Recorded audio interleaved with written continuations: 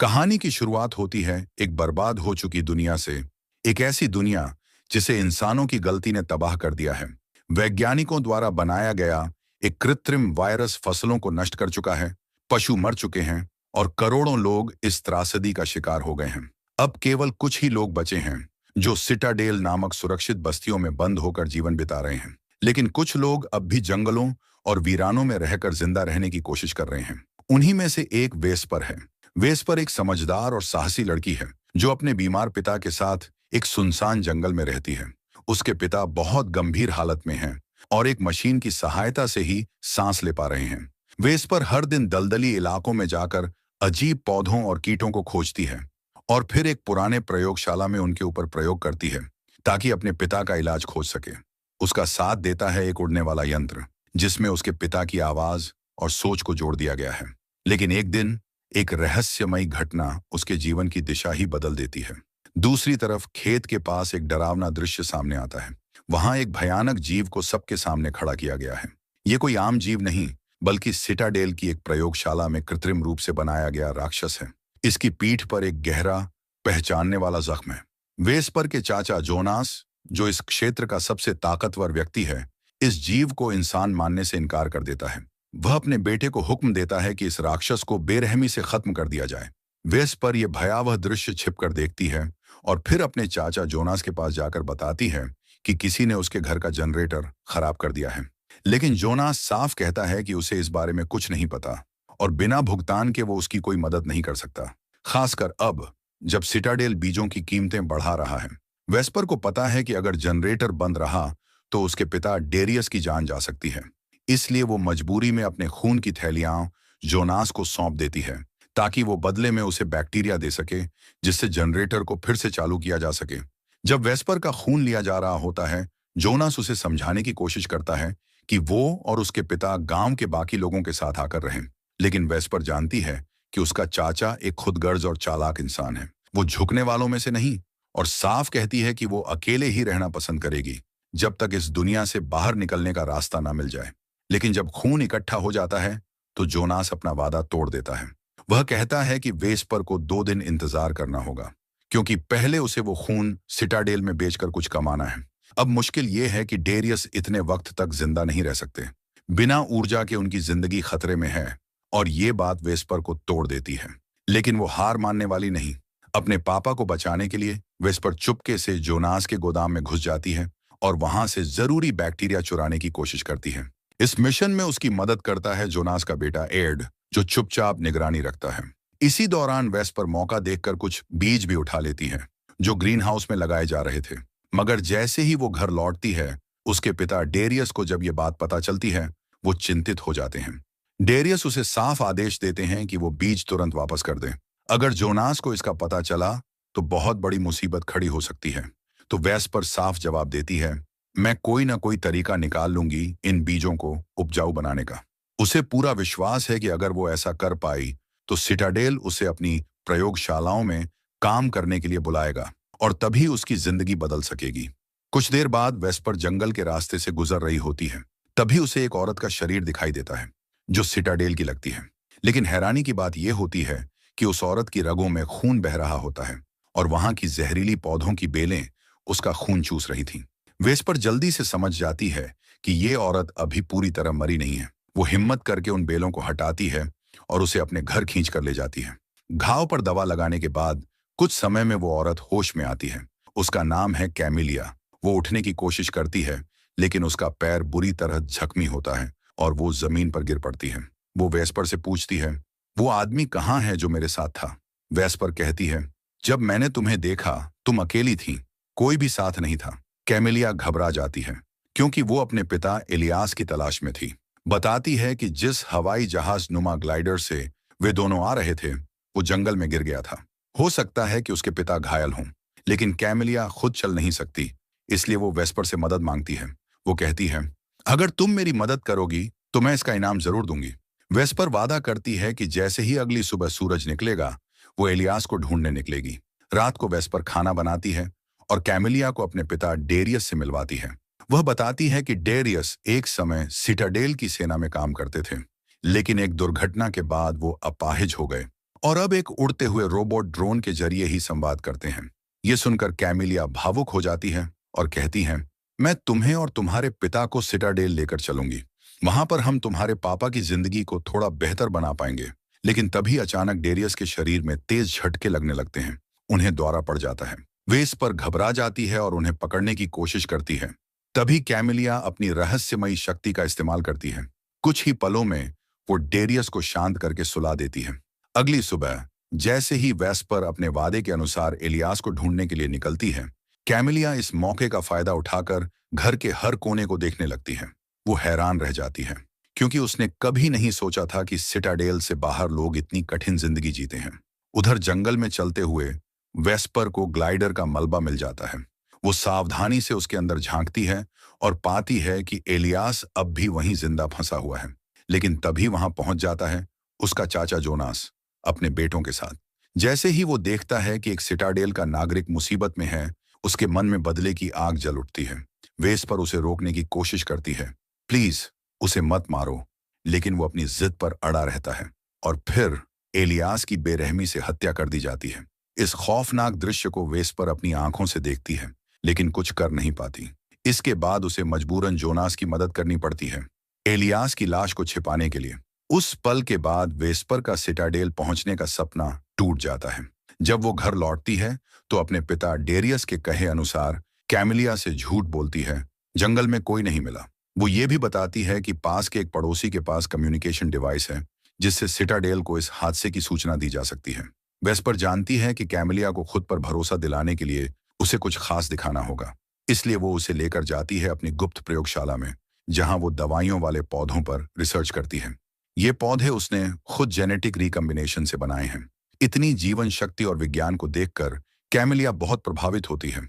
वो कहती है, मैं ये सब अपने पिता को दिखाना चाहती हूँ, क्योंकि उसका पिता सिटाडेल में सिंथेटिक बायोलॉजी विभाग का प्रमुख है। घर लौटने के बाद वेस्पर रोज की तरह अपने पिता की देखभाल करती है। एक दिन कैमिलिया उससे उसकी माँ के बारे में पूछती है। वेस्पर धीरे से जवाब देती है, माँ हमें 1 साल पहले छोड़कर चली गई थी।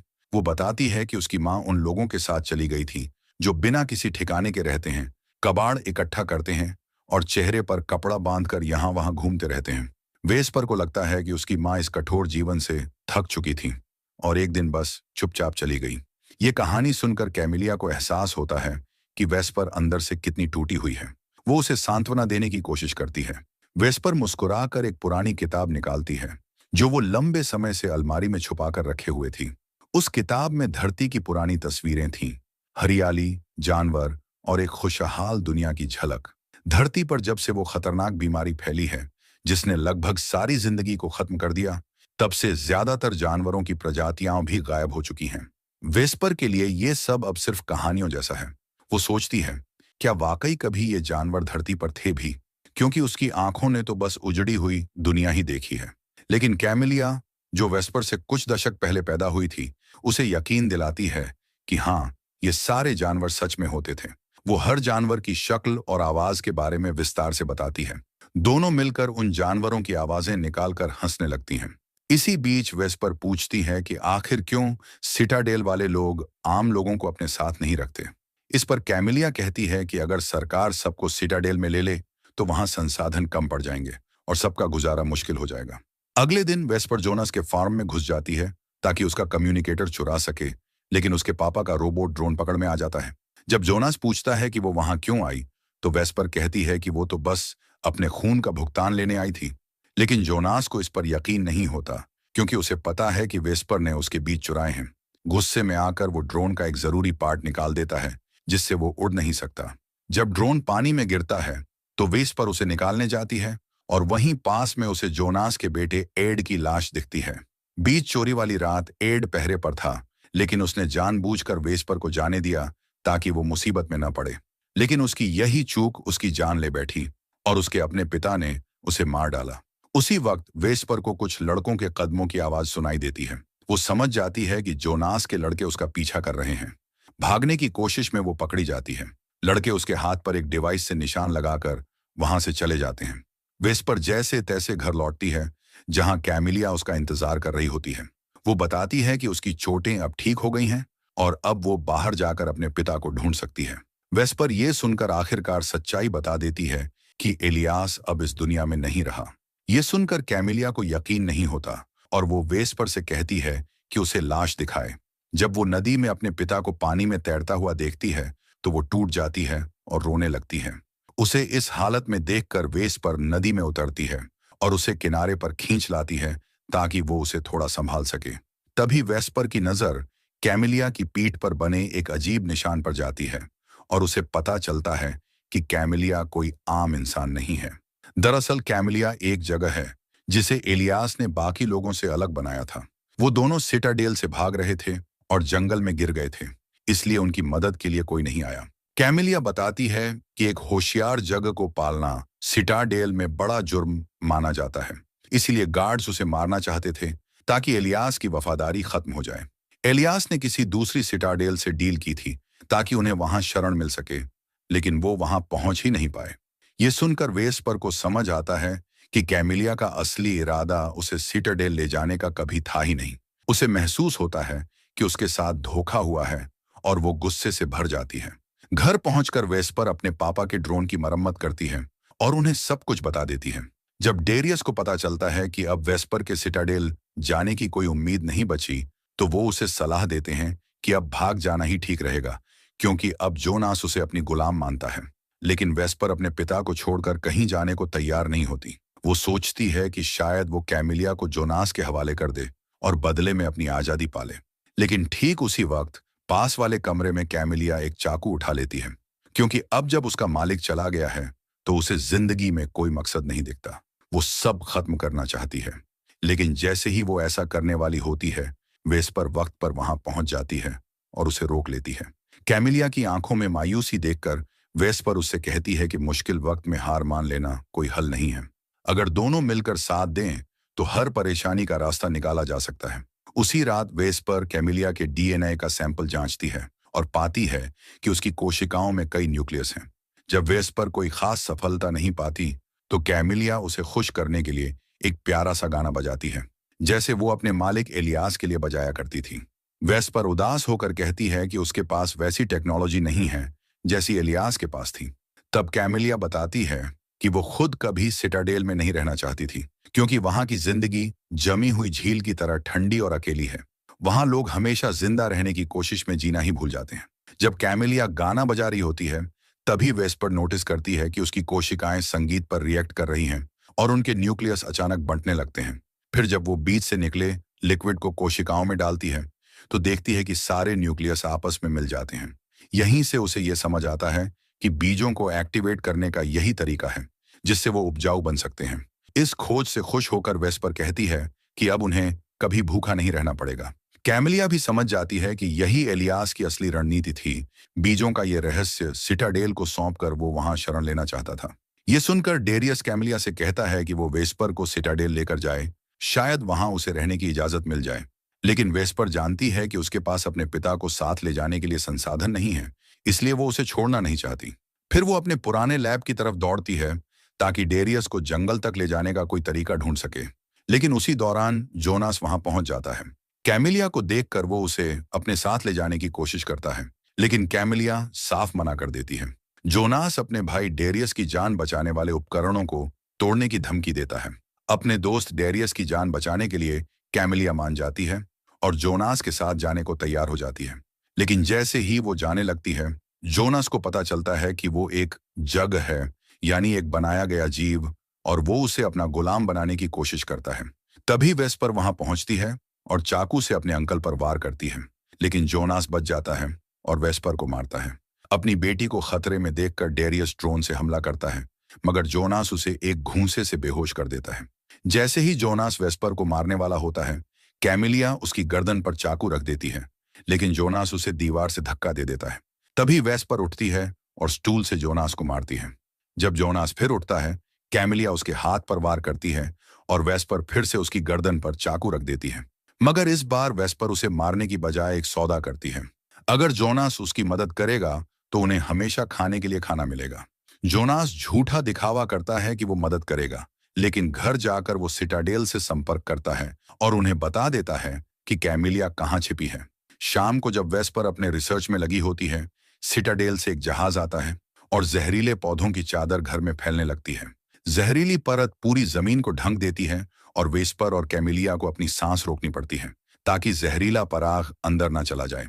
कैमिलिया समझ जाती है कि अब उसका पता चल गया है और वो खुद को सिटाडेल के हवाले करने का फैसला करती है ताकि वेस्पर और उसके पिता की जान बच सके। लेकिन अब सरकार को यह भी पता है कि वेस्पर ने उसकी मदद की थी, इसलिए अगर सैनिक उसे पकड़ते हैं तो उसे भी सजा हो सकती है। डेरियस अपनी बेटी को बचने के लिए कहता है कि वो उसी रात भाग जाए और साउथर्न सिटाडेल पहुंच जाए। वहां वेस्पर अपने बीजों के ज्ञान को सौंपकर एक सुरक्षित और बेहतर जिंदगी जी सकती है। हालांकि वेस्पर को पता होता है कि उसकी जान खतरे में है, फिर भी वो अपने पिता को अकेला छोड़ने को तैयार नहीं होती। तब डेरियस एक नया प्लान सुझाता है। वो कहता है कि वेस्पर और कैमिलिया दलदली इलाके में छिप जाएं और जब सैनिक आए तो वो उन्हें झूठ बोलेगा कि दोनों किसी और सिटाडेल में हैं। सैनिकों के जाने के बाद वेस्पर वापस आकर उसे ले जा सकती है। ये सुनकर वेस्पर अपने पिता की बात मानने का फैसला करती है।